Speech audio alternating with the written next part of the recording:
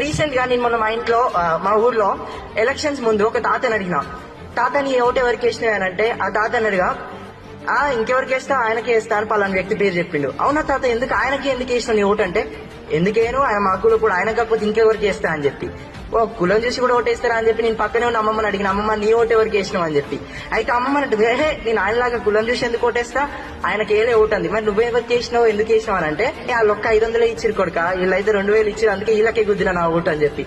అంటే ఇక్కడ మనం అర్థం చేసుకోవాల్సింది ఏంటంటే మతగజ్జి రాజకీయాలు, మాకుల పోడని ఓటేయాలు, డబ్బులు ఇచ్చి ఓట్లు కొనకడాలు ఇప్పుడు కామన్ అయిపోయాయి. దీనిక స్వాతంత్ర సమరయోధులు పోరాటం చేసింది. ఇదా ప్రజాస్వామ్యం అంటే, ఇదా నీతిగా నిజాయితీగా? ఒక్కటి చెప్పండి, మీకు ఎప్పుడైనా గుర్తుంచుకోండి, నిజాయితీ నీతిమంతమైన నాయకుడైతే కుల మత వర్గ వర్ణ రంగు లింగ విభేదాలేవి లేకుండా ప్రజాస్వామ్యబద్ధంగా నిరంకుశ రహితంగా పరిపాలన జరిగేవాడే ఉన్నతమైన ఉత్తమమైన నాయకుడు.